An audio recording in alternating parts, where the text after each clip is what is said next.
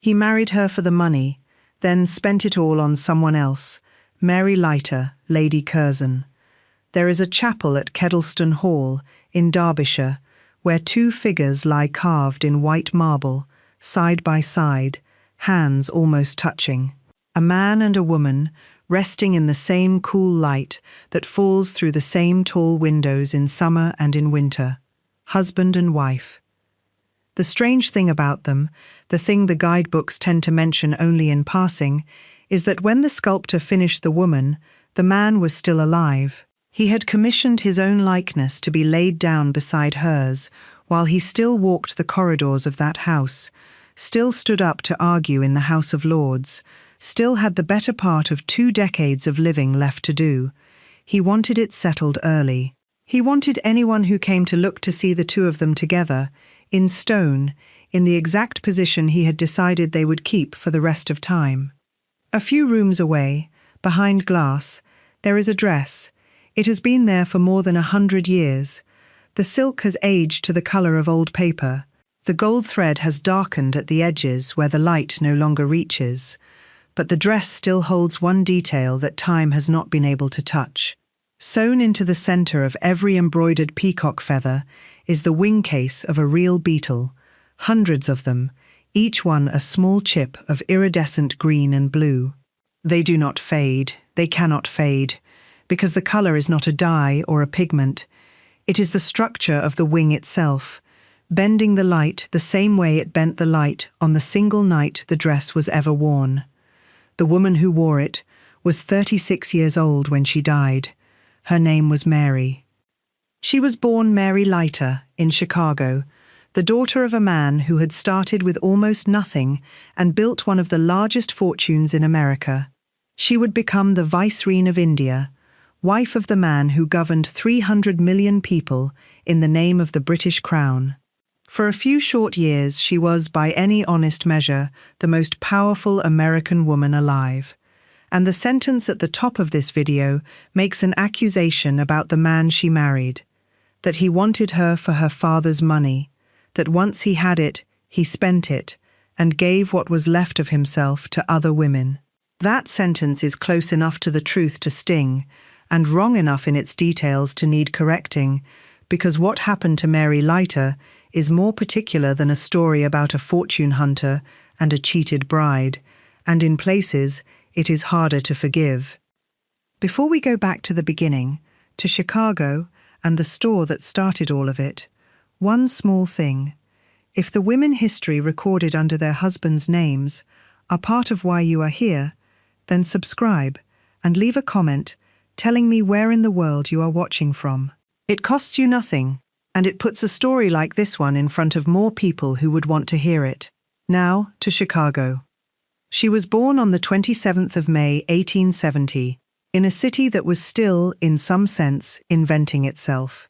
Her father was Levi Ziegler Leiter, and he had made his money the way most of the great American fortunes of that century were made, through relentless work, a sharp eye, and the right partnership at exactly the right moment. He and a man named Marshall Field had gone into business together, selling dry goods. The store grew, then it grew again. By the time Mary was old enough to understand what her family was, her father was one of the wealthiest men in the Midwest, and the Leiter name carried real weight in a city that was throwing up fortunes and mansions faster than anyone could keep count. Her father had begun with much less than that. Levi Leiter had come up from a farming family in Maryland and started his working life as a clerk, and what he brought to it was patience, a head for numbers, and an instinct for when to move and when to hold. He went into business in Chicago with Marshall Field, and the store they built kept climbing, through panics and through the fire that burned the whole city to the ground in 1871, when Mary was barely a year old, and that Chicago answered by rebuilding itself larger than before. Leiter eventually stepped back from the shop floor and moved the family money into Chicago real estate, into the ground a growing city was rising on, and there it multiplied again. He was, by every account, careful with money in the way of a man who has known the lack of it. He did not throw it around. He had watched it come in slowly, and he meant for it to stay. That caution, attached to a very large fortune, would matter enormously later, in a marriage settlement, argued over on two sides of an ocean. Chicago was not enough for her mother. It was a city of new money, of men who had made their millions inside a single lifetime, and for a certain kind of ambitious American woman, that was precisely the problem. New money wanted the polish that only old rooms could give it. So when Mary was 11 years old, the family left the Midwest behind and moved east, to Washington, to the center of the Republic. The Leiters bought a large house on Massachusetts Avenue and set about the slow, deliberate work of making themselves necessary to the most powerful city in the country. It worked. Within a few years, Mary counted among her closest friends a young woman named Frances Folsom, who would go on to marry President Grover Cleveland and become one of the most admired women in America. Mary moved through rooms full of senators and diplomats and families who had arrived generations before her own, and she moved through them as if the question of whether she belonged had never occurred to her. She was tall, close to 6 feet, in an age that had not yet decided a tall woman could be beautiful. What people remembered afterward was rarely her face. It was her manner.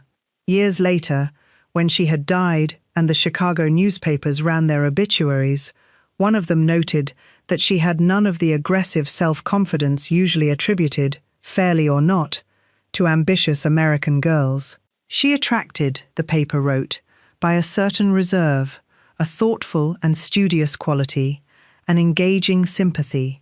She was, in plainer words, the kind of woman that a certain kind of difficult man falls for, slowly and then all at once. Her mother had a plan, and it was not an unusual one for a woman of that generation with that much money to spend. Europe had titles and was running short of cash. America had cash and could not buy its way into the oldest drawing rooms. The two, put together in the correct order, produced something neither could manage alone. So around the year 1890, Mrs. Leiter took her daughter across the Atlantic to find her a husband worthy of the family's rise. They tried France first. Mary's mother studied the French, considered them for a while, and concluded that they were too self-absorbed and too devoted to a snobbery of their own particular kind. She turned her attention to England. The door into London society opened through a man named Leon Playfair, whose wife knew the right people, and who arranged for Mary and her mother to attend a luncheon at which the Prince and Princess of Wales were present.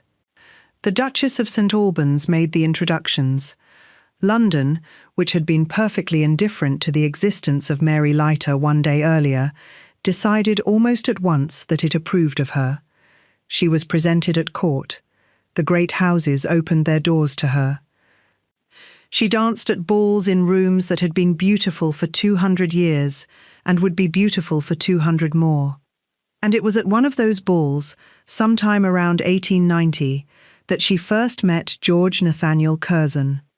He was 31, she was 20. He was already a member of Parliament and already spoken of as a coming man in the Conservative Party, already carrying the particular reputation of a man whose brilliance and whose arrogance were impossible to separate.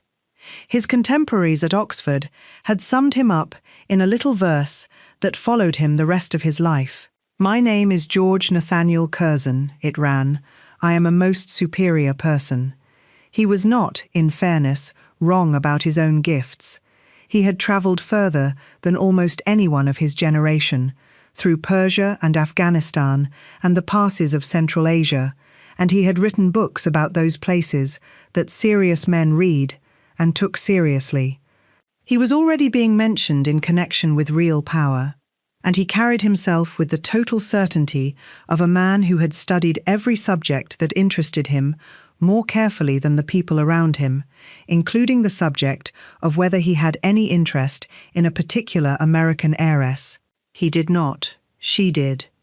Mary Leiter fell in love with George Curzon quickly and without holding anything back, in the way that a certain kind of self-possessed woman sometimes falls, with a full and considered commitment that, once made, does not go looking for the exit.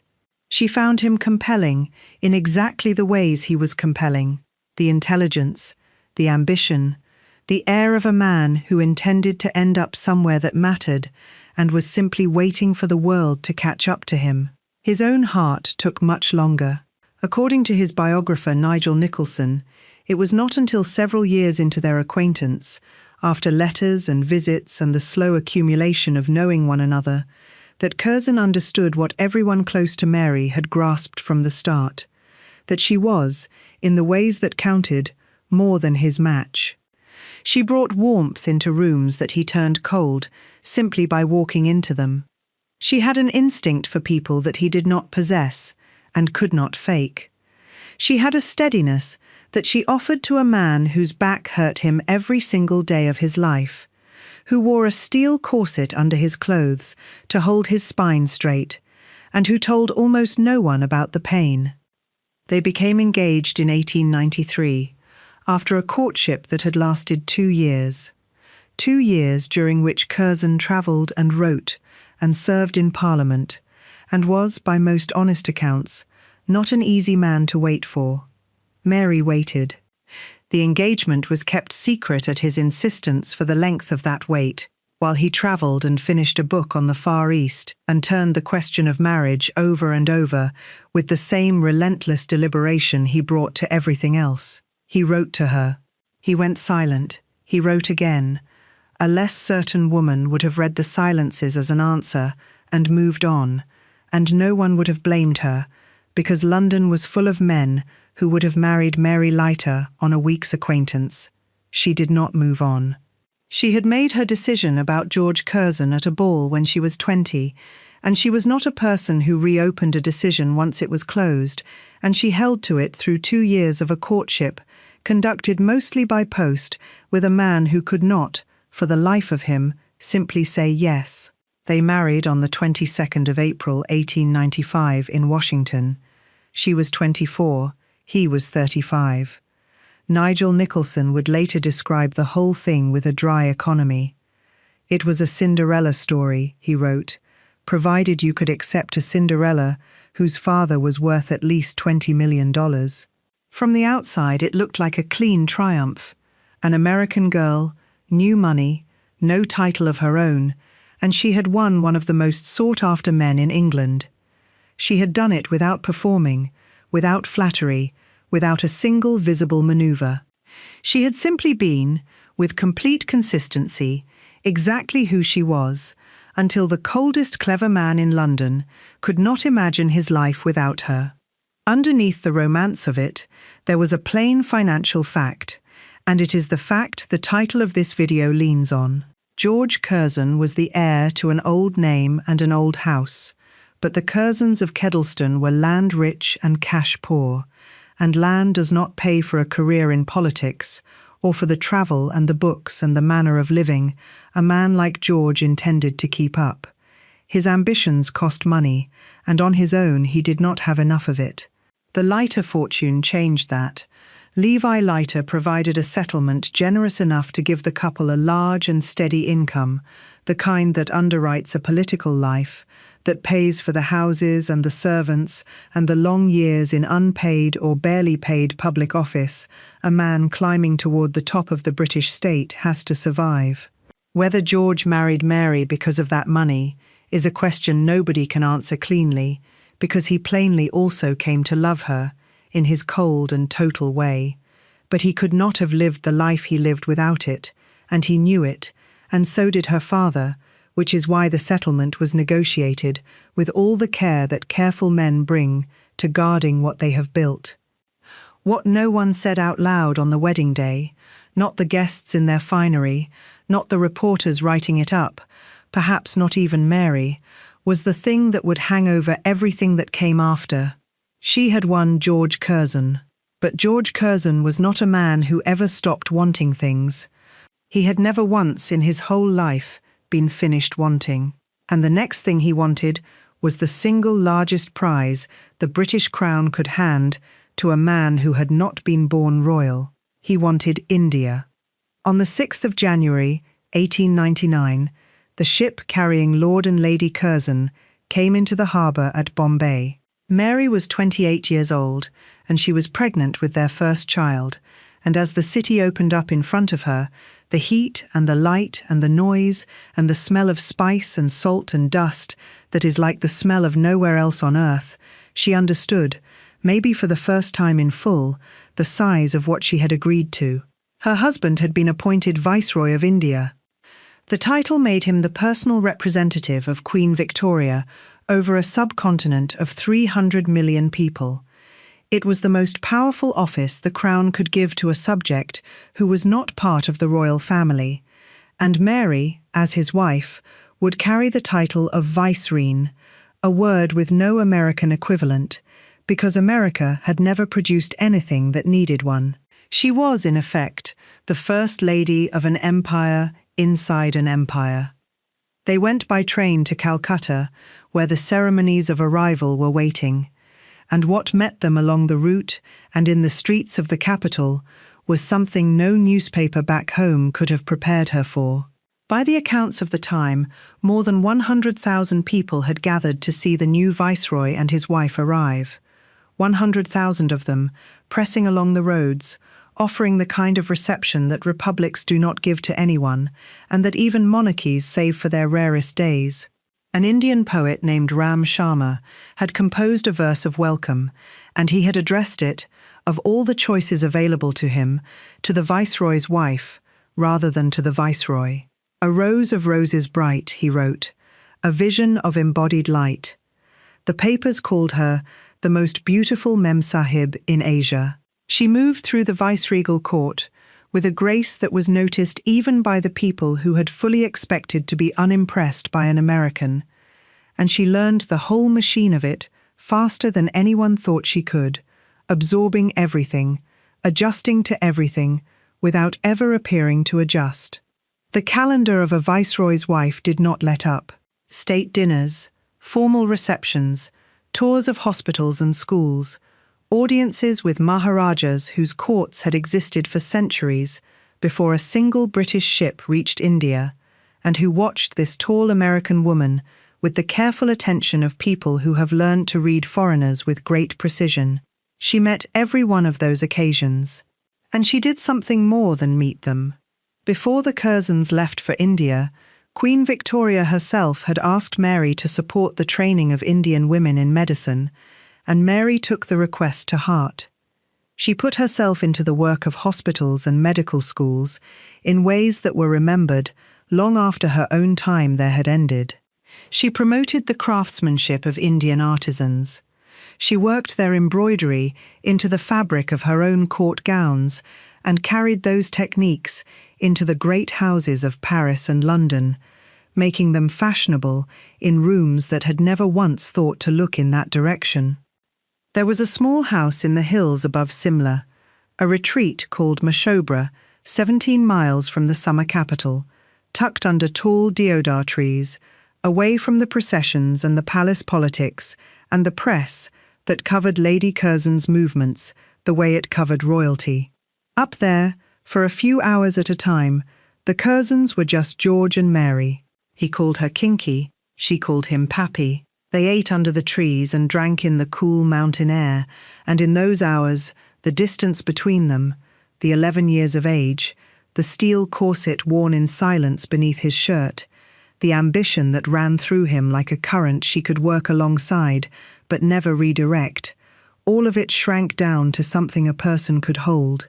She loved him, that was never once in question, not in her letters, not in her actions, not in a single account left by anyone who watched the two of them together in private. She loved him completely, and she asked almost nothing back, except that he keep being the man she had decided he was. Brilliant, consequential, worth the life she had given up to stand next to him. The question that India would answer, slowly, and with a terrible patience, was whether that kind of love could hold up a body that was already, by every measure, working far too hard. The climate, did what the tropics do to a constitution that was not built for them. The heat in Calcutta in the summer did more than warm the air. It pressed on the chest, on the temples, on the small of the back, and the official schedule of a vicereine made no room for illness. The state functions went ahead, whether she was well or whether she was not. So did the tours, so did the audiences. And the long, warm, detailed letters home to her mother went out on schedule, full of elephants and jewels and gardens and the impossible scale of everything. Letters that only now and then, in a stray clause or a passing line, let something heavier through. She was pregnant 3 times in the years they spent there. 3 pregnancies in a heat that wore down healthy women, managed alongside the full ceremonial weight of the most demanding diplomatic post in the whole empire.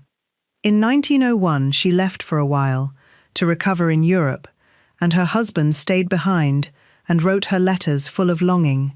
He was, by his own admission, miserable without her. He had come to lean on her in ways he had not seen coming and could not easily put into words. Her ease with the very people he had made into enemies, her feel for the social machinery he ran through sheer force of will because charm was not available to him, her presence in rooms he made colder just by entering them.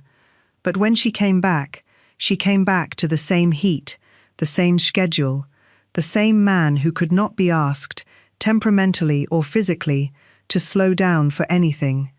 And underneath the balls and the processions and the sitting for portraits, something had started that was not going to stop.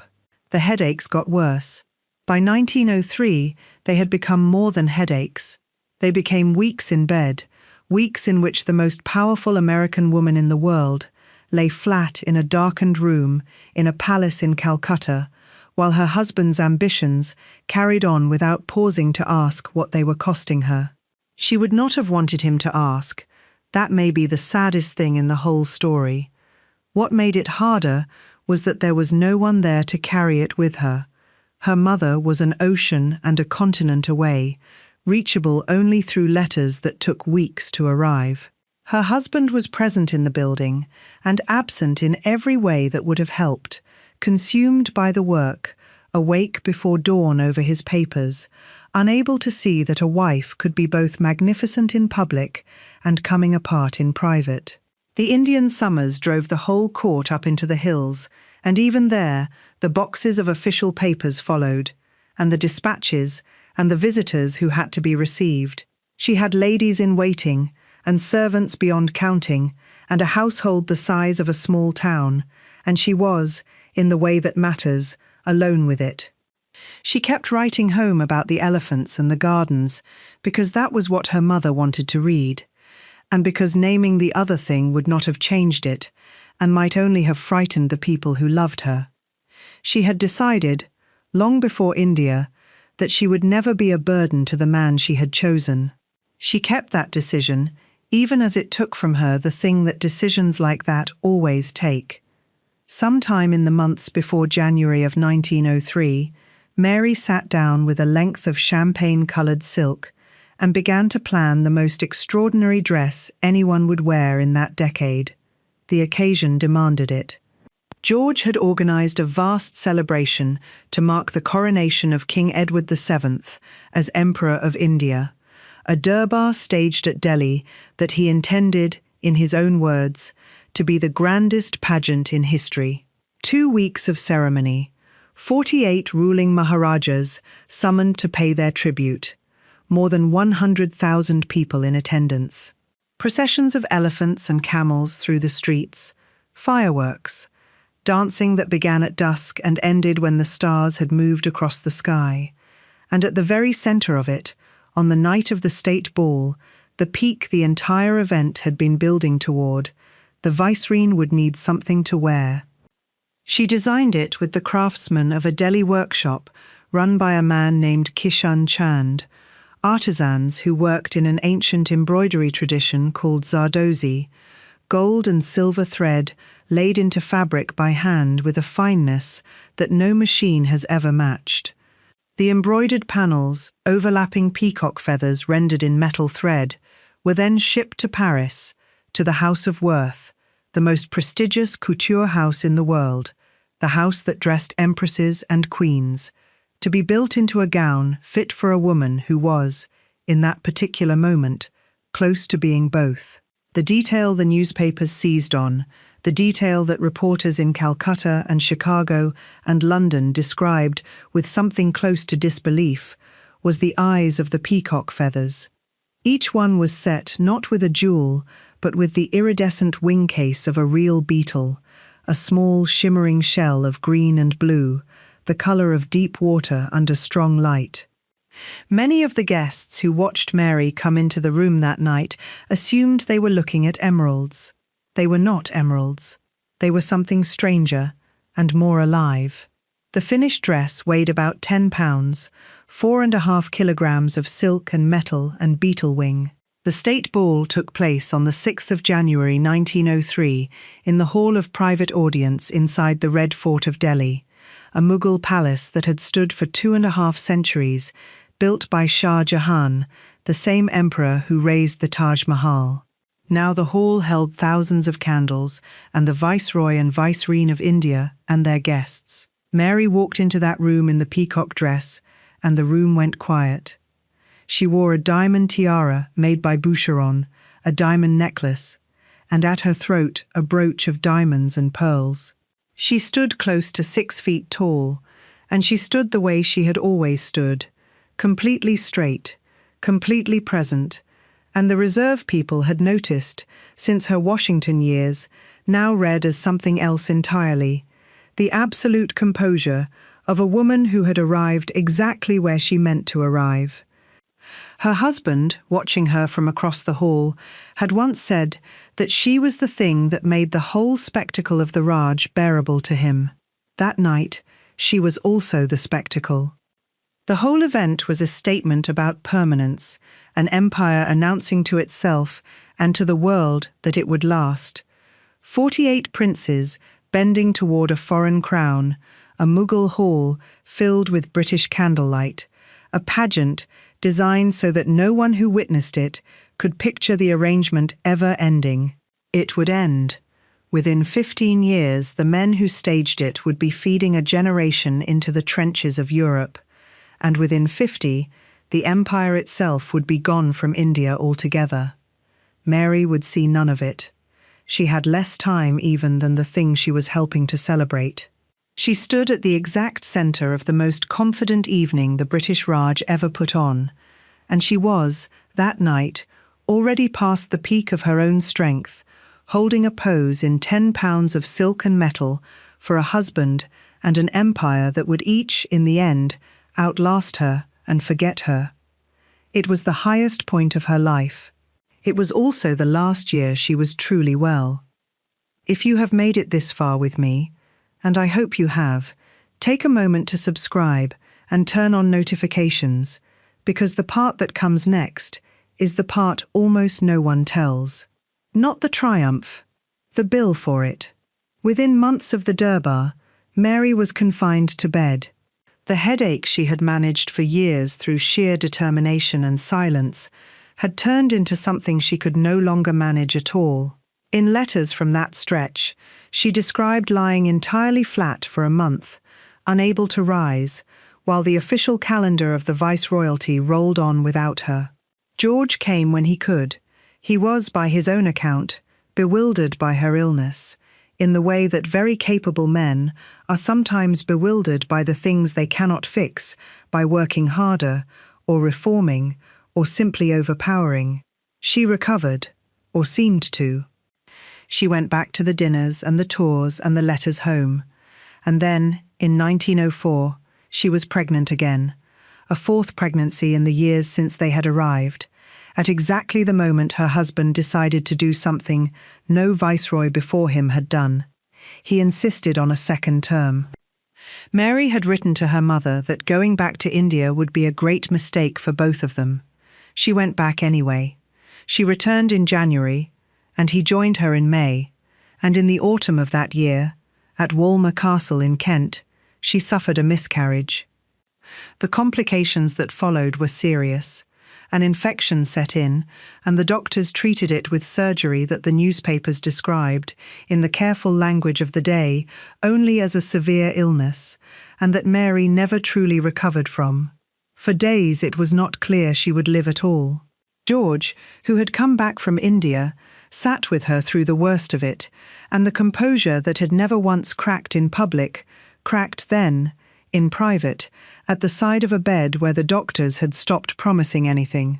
She was told, and she believed, that she was dying. Then she rallied.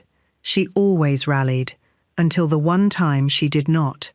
But something in her did not come back after Walmer, and both of them seemed to have understood it, because the letters from afterward carry a different weather than the letters from before. She went out to India one final time, briefly, thinner than before, and quieter than before, the letters home now carrying a note that anyone who knew her would have recognized as the sound of a woman coming up against the edge of what she could take. It was somewhere around this time, and the exact occasion survives in no letter, only in the accounts of people who repeated the story later, that Mary is supposed to have stood on the bank of the Yamuna and looked up at the Taj Mahal in the light of a full moon. It is said that she turned to the people standing with her and told them she would accept death gladly, right then, if a tomb like that one could be raised for her when she was gone. Whether she meant it lightly or meant it as something else, no one thought to write down. Her husband, for his part, had already decided what the Taj Mahal meant to him. He had spent his years as viceroy restoring it, clearing away the decay, repairing the gardens, commissioning a lamp for the inner dome, modelled on one he had admired in a Cairo mosque.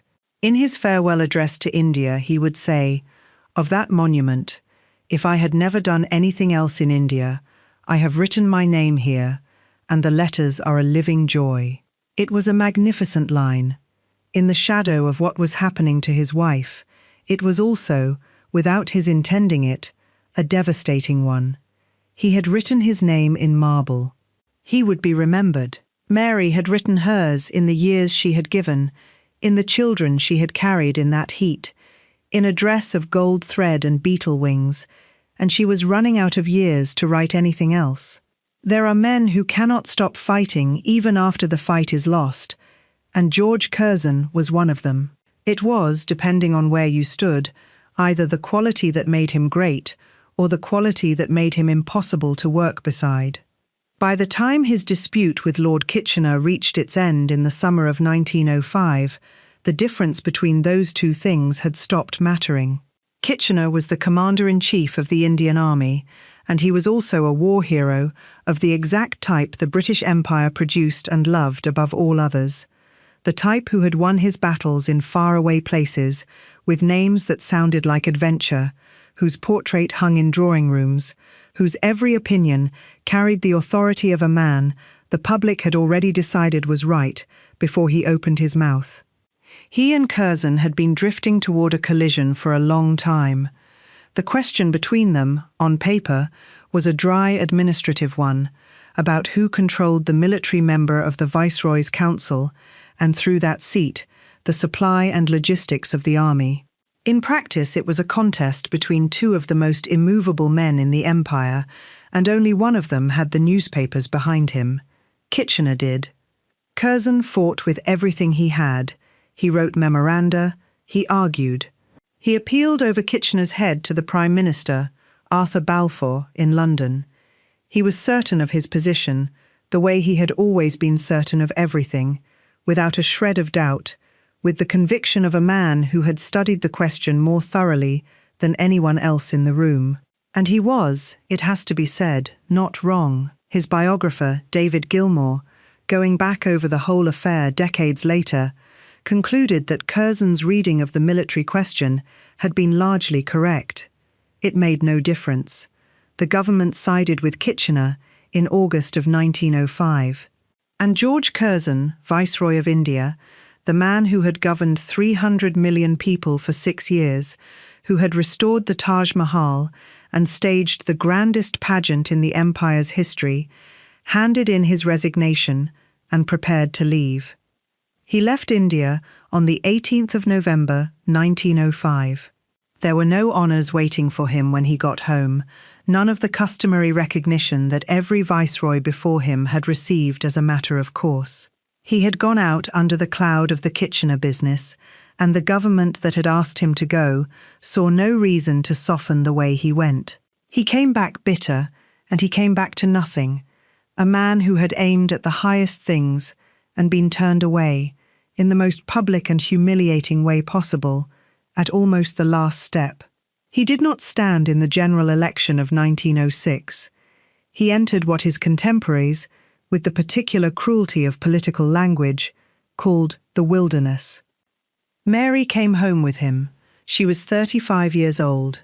She had spent 6 years in a climate that had eaten at her health in ways the doctors could treat, but could not reverse. She had borne 3 children and survived 1 nearly fatal infection. She had carried, with grace and without a word of complaint, the full weight of the most demanding role in the empire, and she had done all of it because she believed in what her husband was building, and because she loved him, and because she was simply not capable of doing anything by halves. Now the thing he had been building was gone, and the 3 daughters she had brought into the world were still children, the eldest not yet 10, and the youngest barely 2, and they would grow up in a house dominated by a father who would outlast their mother by nearly 2 decades. They settled in London, in the house at Carlton House Terrace, and George, stripped of his office and his purpose, threw himself into the peculiar misery of an enormously capable man with nothing large enough to do. He wrote, he brooded, he made enemies the way difficult men in political exile always do, by being unable to hide that they considered the exile beneath them. Mary tried to recover. The London winter was not the heat of Calcutta. The damp was a different enemy. The doctors were attentive, and the house was comfortable in the way great London houses are comfortable, high ceilings and good fires, and the sound of the city outside the windows. She rested, received a few visitors, kept up her letters as best she could, but she had not been well since Walmer Castle. She had not been truly well since somewhere in the middle years in India, when the headaches first became something more than headaches, and she decided, the way she decided everything, to say nothing about it. The summer of 1906 came early, and came hot. Mary had been unwell since the spring, not dramatically, not in any way that required the newspapers to be told, or the household to be rearranged around her, but she rested more than she used to, and received fewer people, and wrote shorter letters. The complications from Walmer 2 years earlier had left something in her body that the doctors could not name and could not repair. A weakness that the winters had not resolved, and that the summer heat now pressed on with a real insistence. On the morning of the 18th of July, she was worse. By noon, her condition had fallen off sharply enough that 2 specialists were called to Carlton House Terrace, and once they arrived, they stayed. They kept to her bedside through the afternoon, through the long golden hours of a July evening in London, through the moment when the light in the room began to change and the day at last began to cool. At 20 minutes before 6 that evening, Mary Curzon died. Heart failure, the announcement said, brought on by complications that were the sequel to her serious illness of 2 years before. The illness she had never fully shaken, the one India had made all but certain, and England had proven unable to undo. She was 36 years old. George Curzon was beside her when she died. The man who had governed 300 million people, who had fought Lord Kitchener and lost and come home to a country that gave him nothing for his trouble, who wore a steel corset every day and had never, in anyone's memory, asked a soul for sympathy, sat with his wife as she went, and was, by every account, undone by it. He arranged for her to be buried at Kedleston, the ancient Curzon estate she had loved and that had never actually been hers, not by law, not by blood, not by the rules of a world that still moved titles and property down the male line, no matter who had paid to keep the roof on. He commissioned a memorial chapel, built onto the parish church there, and a sculptor to carve her in white marble, laid out in repose, eyes closed, the stone face holding what the sculptor described as the pathos of her early death. He told that sculptor he wanted the effigy to express, as nearly as marble could, the deepest emotion of his life. It was finished in 1913, 7 years after she was gone. His own effigy was added later, placed at her side exactly as he had asked, so that when visitors came into the chapel and looked at the two figures resting side by side in the cool light, they would see a husband and a wife together, in the position he had settled on for them, forever. He said, in the years after her death, said it to friends, and said it in letters, in the manner of a man who had never found any larger language for the size of the loss, that he believed in heaven for one reason only, because it held out the hope of seeing Mary again. And here is where the sentence at the top of this video has to be weighed honestly, because it is easy to make it lurid and harder to make it true. There was, in the end, someone else. There was more than one. But the affair that most people mean when they repeat that accusation, his long involvement with the novelist Elinor Glyn, did not begin until after Mary was dead, some 2 years after, when the grief that built a chapel had made room, as grief does, for the living. Elinor Glyn was one of the most famous novelists in England, the author of a notorious romance called 3 Weeks, that half the country had read and the other half pretended it had not, and for the better part of a decade, she and George Curzon were an open secret within their own circle, and it did not end kindly.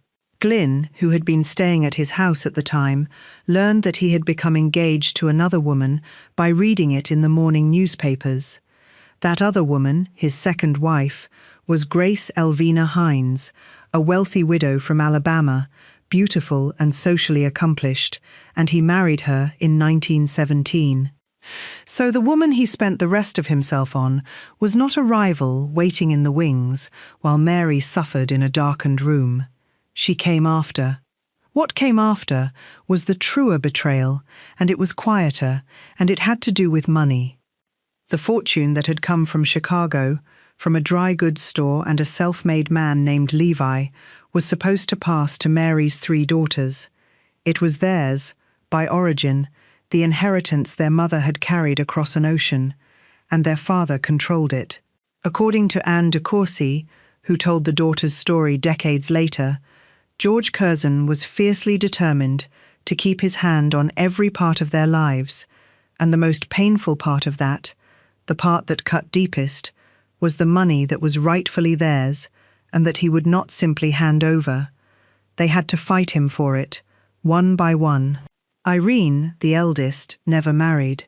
Cynthia, the middle daughter, married a politician named Oswald Mosley, who would go on to lead the British Union of Fascists, and she died at 34, 2 years younger than her own mother had been, in a marriage marked by her husband's affairs, one of which was with her own younger sister.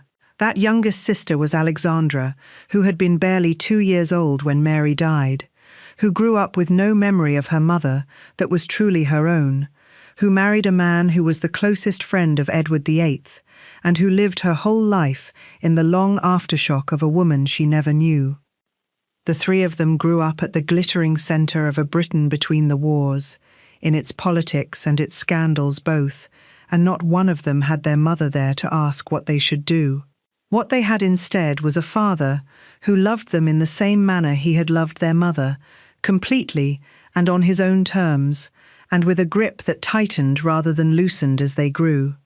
The money he held was the money that had come from Chicago, and prying it loose from his hands became one of the running struggles of their young lives.